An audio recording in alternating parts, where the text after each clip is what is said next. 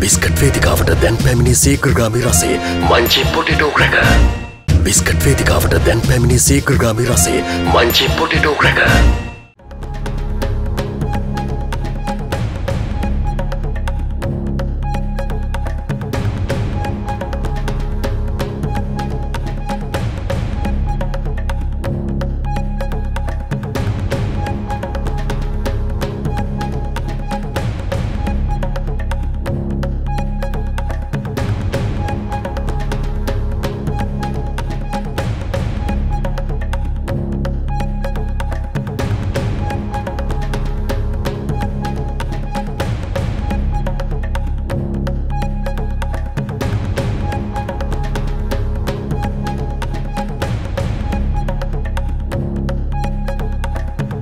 On satellite, on Freeview, on cable, on radio, on mobile, on the web and around the world. This is First at 9 on Adira 24/7. Making headlines first at 9. No confidence 2.0. UNP backbenchers request permission from Prime Minister to file a no confidence motion against Minister Vijayadasa Rajapaksa. No slashes. President pledges to beneficiaries that Samurdhi allowance is safe. On time. The Central Working Committee of the SLFP decides to hold elections as scheduled. An Aging Act. Minister of Finance says steps will be taken to reform age-old custom laws. And in international headlines, North Korea gets under the skin. Things will happen to them like they never thought possible.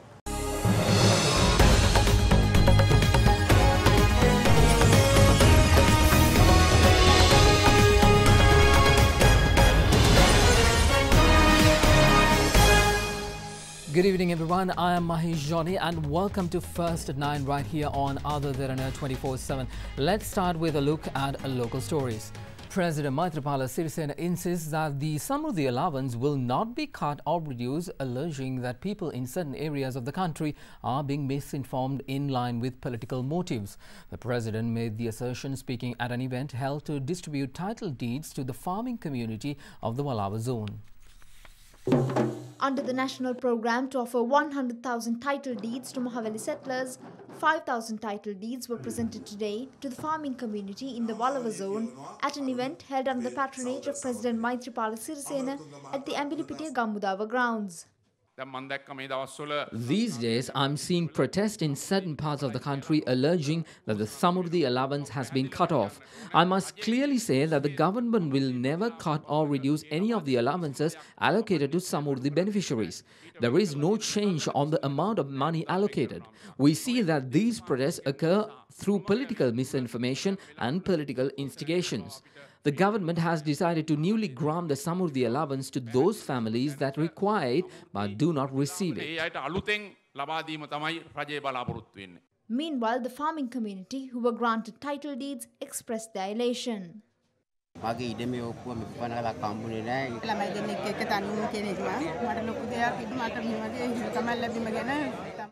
Meanwhile, President Maithripala Sirisena inaugurated the CRT International Trade Fair held in Colombo today. The trade fair, organized by the Ministry of Plantation Industries, is expected to provide opportunities for representatives of relevant international companies to exchange their views about coconut, rubber and tea industries and products.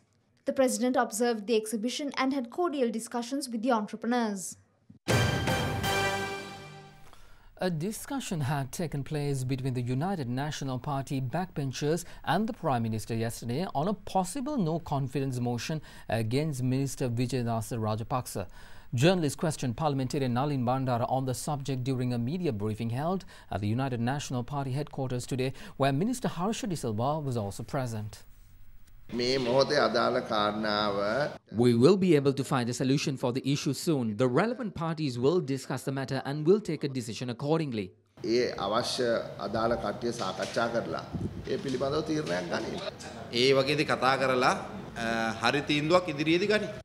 A suitable decision will be taken in the future. The reason behind the Attorney General's department's delay, the responsible parties' irresponsible statements made by ministers and the statement made by him on the Hambantota report.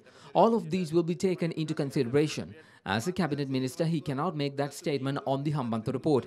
It was a unanimous decision taken by the cabinet. He did not disagree in the cabinet. He can work according to other agendas after leaving the party.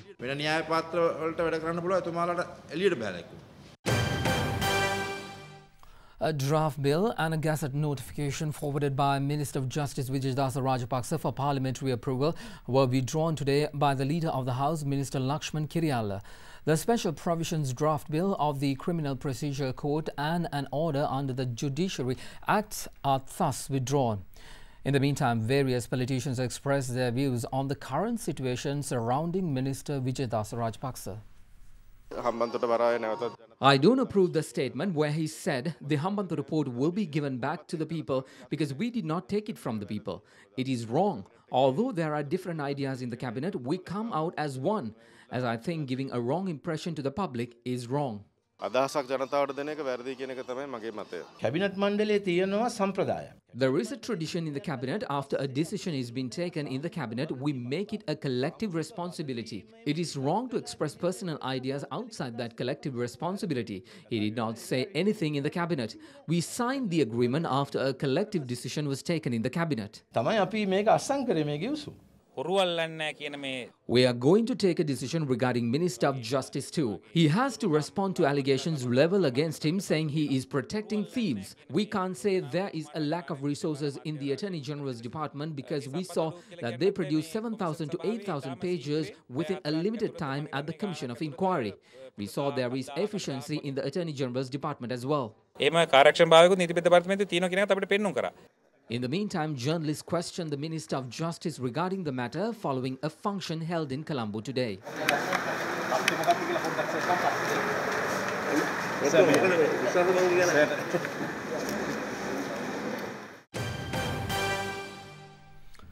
Following the resignation of former Minister of Foreign Affairs Ravi Karunanayake yesterday, the political circles were abuzz with representatives of the opposition and the government expressing their views on the matter.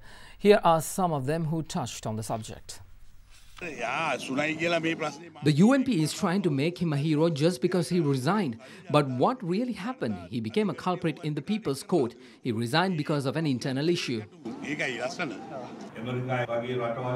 Investigations are conducted even in countries such as America, when there are shortcomings with resignations and sackings also common. Such a culture did not exist in this country.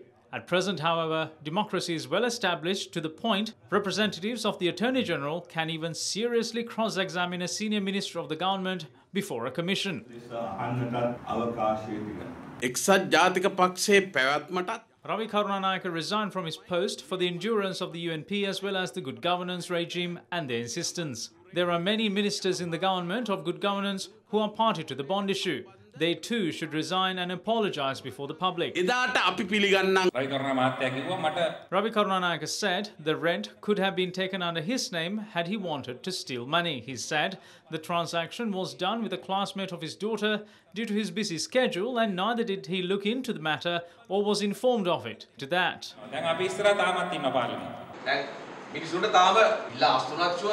the public are unsure even after the resignation. They think it's temporary. Temporary resignation is okay if innocent. The manner of questioning by the Commission of Inquiry has consolidated the public trust in it.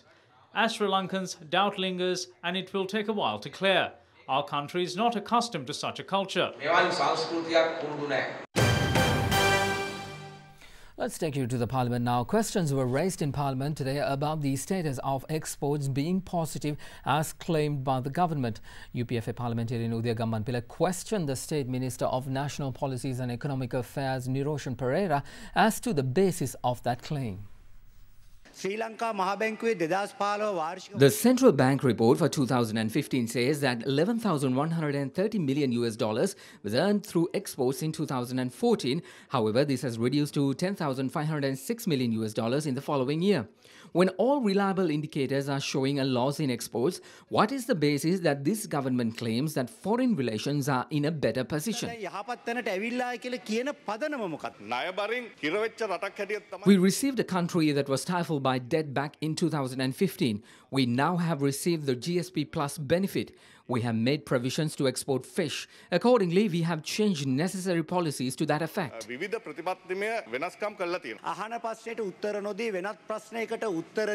How important is it to your position to mislead this House by giving an answer to another question and not answering to the question raised? Mr. Speaker, before talking about my position, he should talk about what he did with foreign investors. I have not stolen anything. A thief is raising the question as to whether I am a thief. The thief should take a seat.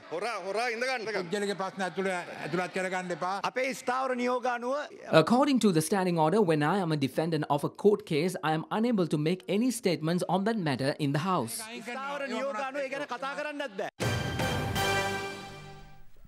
The Central Working Committee of the Sri Lanka Freedom Party says the party will focus on holding elections as soon as possible at 3 provincial councils which are due to expire. Its representatives told media that the decision was arrived at during a meeting with party leader President Maithripala Sirisena last night. A meeting was held with members of the SLFP Working Committee under the auspices of President Maithripala Sirisena at the Presidential Secretariat last night. The President has decided to hold provincial councils on the designated date. Although the opposition are saying that dissolving provincial councils on September will be postponed further, the President assured us that this will not take place and it will be held on the decided date. When September ends, they will call for nomination and steps will be taken to strengthen the party. The Central Working Committee extended our gratitude to the President for leading the fight against corruption and working in a transparent manner.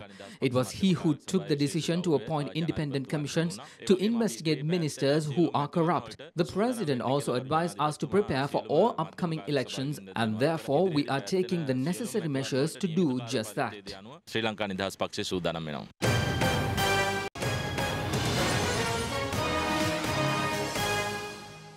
Welcome back, everyone. Yesterday, we brought to you news of an armed bank robbery that took place in Adira. Police headquarters today released CCTV footage of that incident. Targeting a private bank, 2 robbers in full-face helmets broke into the premises in broad daylight. They looted the counters and made off with over 3.4 million rupees in cash. The incident also left a security guard dead and another injured when they attempted to protect customers from being robbed.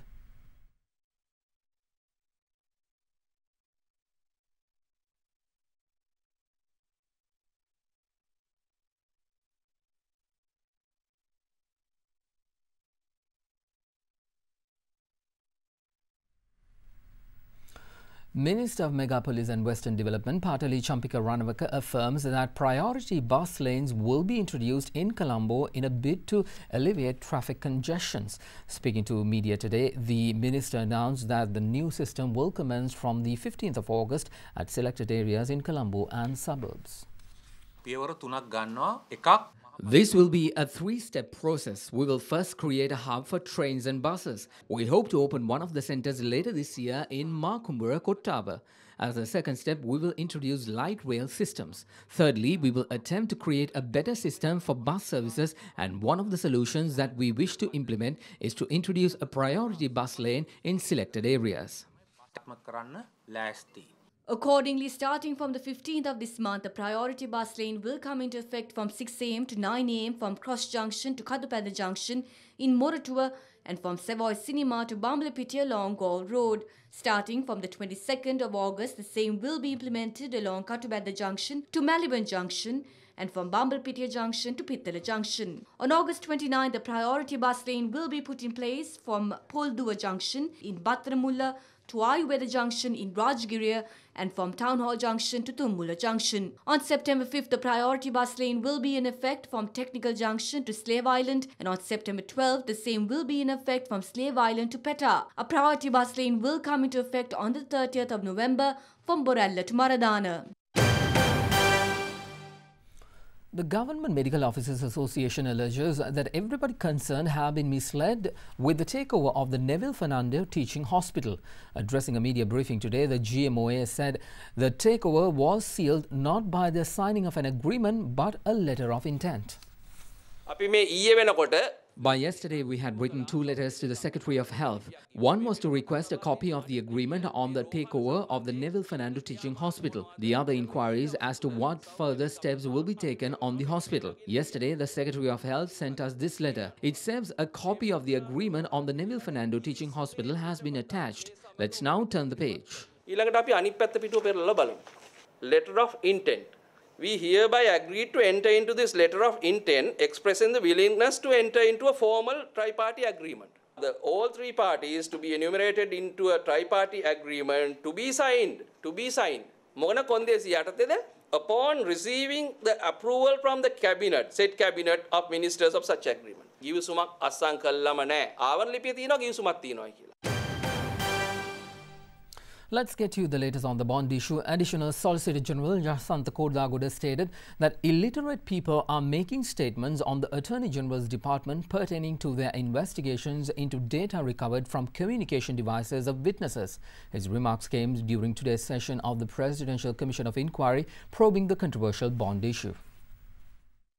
The mobile phone of Arjun Aloysius was taken into the custody following an order issued by the Commission on 24th of July. Technical specialists who investigated the data in the phone handed 8,600 pages of data to the Attorney General's department. After analysing the data, the Commission questioned the witnesses. Additional Solicitor General Jasanta Kodaguda said that technical experts handed over the data in PDF form which cannot be edited. He went on to say that the reason he was able to analyse the data in 48 hours is not because he is an expert, but relevant facts can be easily searched on a PDF document. He also mentioned that since the document cannot be edited, the messages recovered from the device cannot be fabricated as he was accused of recently by certain people.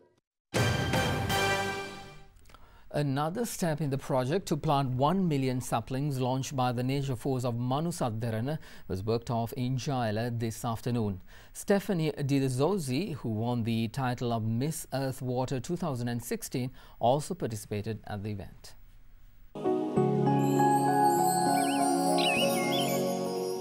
The program was held with the participation of Stephanie Zozi, who arrived in the island to attend Derana of Mark's Miss Sri Lanka for Earth 2017. My first tree was in Philippines, the second here in Sri Lanka. You have to care about the planet because it's the future of us. Thank you so much. Manusat Derana Nature Force launched the program with the collaboration of Pamunugama Rotary Club at All Saints Church premises in Sedavuyana, Pamunugama. Representatives of the Derana Media Network, members of Pamunugama Rotary Club, locals and the contestants of Derana of Mark's Miss Sri Lanka for Earth 2017 joined the event.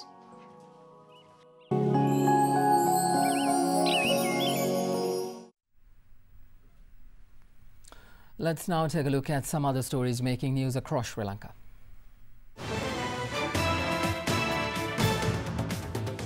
The case filed by the Bribery Commission against former Secretary of Defence Gotabaya Rajapaksa and 7 others over the avant-garde floating armoury was taken up today at the Colombo Magistrates Court. The case was filed over accusations that the government suffered a loss of over 11 billion rupees by issuing approval for the floating armoury. Additional Magistrate Buddhika Sri Ragala said the court order on whether the case will proceed or not will be given on the 17th of November. CCTV cameras caught an individual attempting to steal money from a ticketing centre in Dehiwala.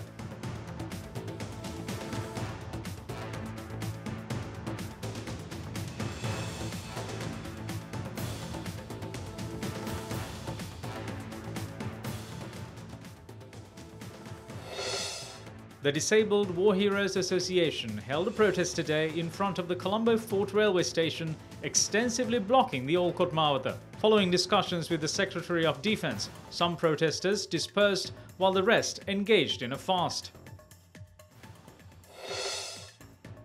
With the ongoing drought gripping several parts of the island, a covert poaching operation was uncovered in Hambantota. The poachers had poisoned the few remaining waterholes in the area, dooming the wild animals that drink from them. The victims were not only wild animals, but also livestock.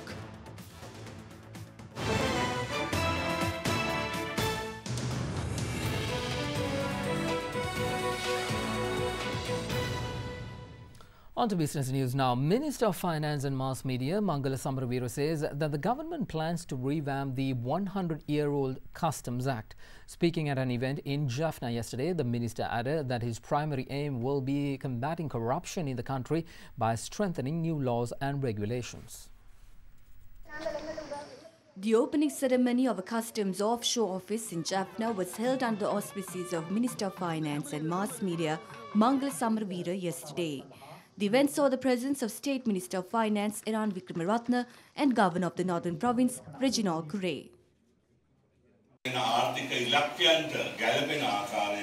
The current act was tabled in 1911 and is out of date. It does not support the current system of the world, and therefore we will be introducing an act that will enable us to reach our economic targets. We will be tabling the Inland Revenue Act at the end of this month or in the beginning of September. With suggestions put forth with this new act, investors in the north will be able to reap the maximum benefits. Sri Lanka is on a new trajectory.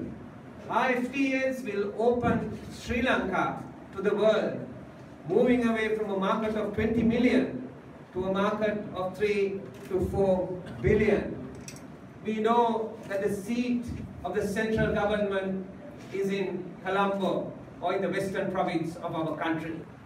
There is no reason why the Jaffna Peninsula could be transformed into a new economic hub connecting Sri Lanka to the rest of the world. So we have not still exploited the advantages of this location, because all of the people are talking about this international trade. For that purpose, there should be a strong institution. Now you can see almost all the news items bringing drugs and smuggling.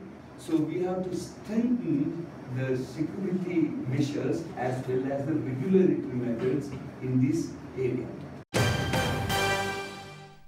Let's take you to the stock market now. Shares fell to a more than a 3.5-month low and breached the psychological level of 6,500 points today, dragged down by diversified and beverage shares. The market has ended lower in 10 out of 11 last sessions through Friday, even as yields on short-term government securities fell over the past 2 weeks. Now, for a full report on the day's trading, let's cross over to Imeshi Fernando from the Colombo Stock Exchange. Top 5 gainers of the day were Balangoda Plantations, Madhusima Plantations, Radiant Gems, Kotagada Plantations and Hapugastana Plantations, while the top 5 losers were Adam Investments, Adam Capital, Citrus Leisure, Ceylon Leather Products and Tess Agro non-voting.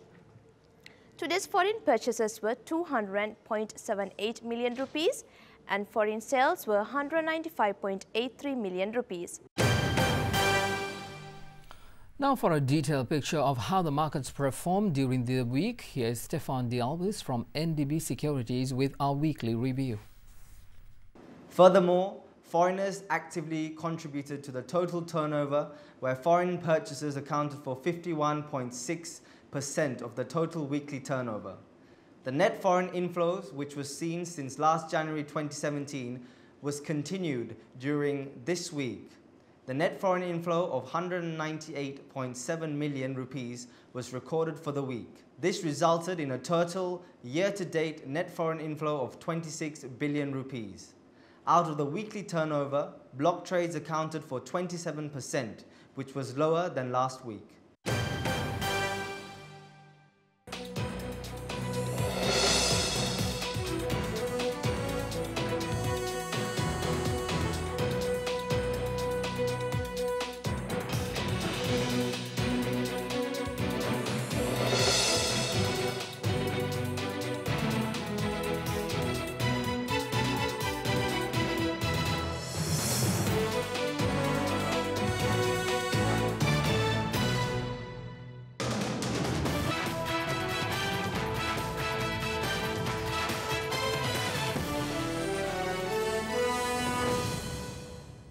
Into sports now. The third and final test match between Sri Lanka and India will start at the International Cricket Stadium tomorrow in Pallekele.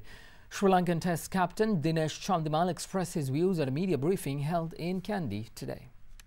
As a leader, I really don't want to lose the match. I only want to win, whether it's against the first-ranked team or the 8th.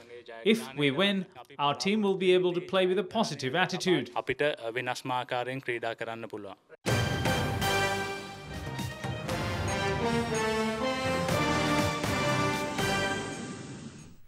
Making international headlines, ratcheting up rhetoric towards Pyongyang, US President Donald Trump warns that if North Korea attacks the US or its allies, the isolated nation would experience retaliation on an unprecedented scale.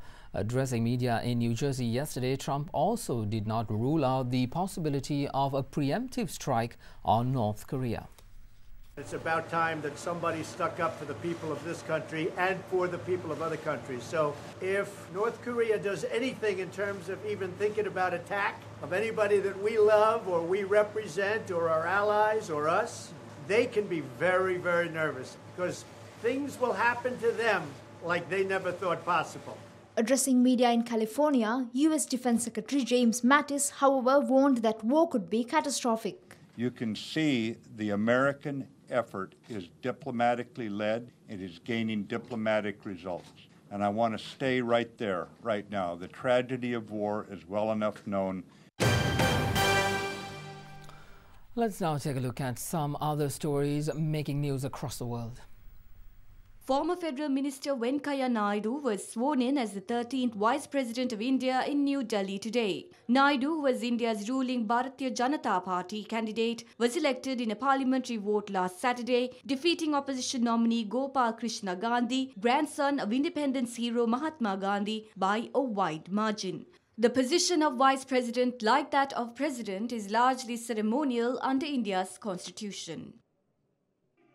Venezuelan President Nicolas Maduro says he wants a face-to-face meeting with US President Donald Trump. Addressing the newly elected Constituent Assembly, Maduro said he wanted a personal conversation when the two leaders attend the United Nations General Assembly in New York next month. Maduro also said he would challenge recently imposed US sanctions in an American court.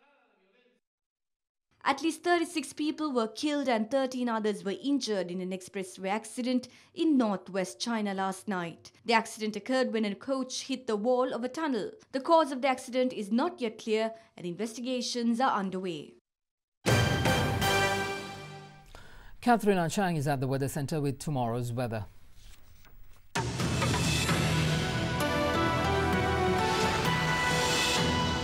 A very good evening and welcome to the Weather Centre. Now, in the next 24 hours, we can expect temperatures to vary between 21 and 33 degrees Celsius over the next 24 hours. Now, if we look at the map, we can see a low pressure zone in the formation over the eastern parts of the island, which could bring about thunder showers over the northern part. That means Jaffna, Trincomalee, Patticlow and Anuradhapura. Thunder showers may also extend over the central region of the island. The wet weather is also expected to continue until either next Tuesday, while cloudy skies can be expected in most parts of the island. That is it from the Weather Centre tonight, but let's now take a quick look at the City by City forecast.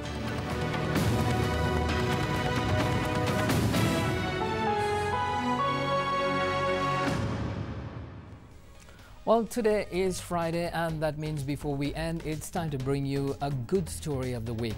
Tonight's story comes to us from Nigeria. That is where we meet Sandra Agbor, who is the first female mechanic in Nigeria and the founder of the Lady Mechanic Initiative, an organization that teaches women from diverse backgrounds how to fix cars and become financially independent.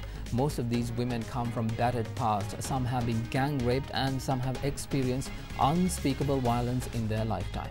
But in Agbor's garage, you'll find tools to fix cars and so much more. All right. Make sure you have your homework done. Yes, I need to see the papers. All right, then, good luck. My name is Sandra Agbor. I'm the first female mechanic in Nigeria and the founder of the Lady Mechanic Initiative. I've been a mechanic for 32 years, and I've been running my own garage for 22 years now. So that is the way it works. The Lady Mechanic Initiative is working with the vulnerable group, the ex-commercial sex workers, the school dropouts, married women who wants to acquire skill. They are like, there's no more hope in my life. I said to them, you know what? You have got a lot of hope. I'm going to help you build that hope. Amina here, she has 5 children, and she's a mechanic. Amazing. Being the first female mechanic in Nigeria is not a bed of roses. Men have been there from generation to generation, fixing cars. But for me to become the first female mechanic in Nigeria, I had to work 5 times harder than the way the men will work to prove myself. Many people, they don't know me by my name. It's Lady Mechanic everywhere I go. Now, a lot of girls want to come to Nigeria to learn how to fix cars. It's the best job in the world for any woman, I say.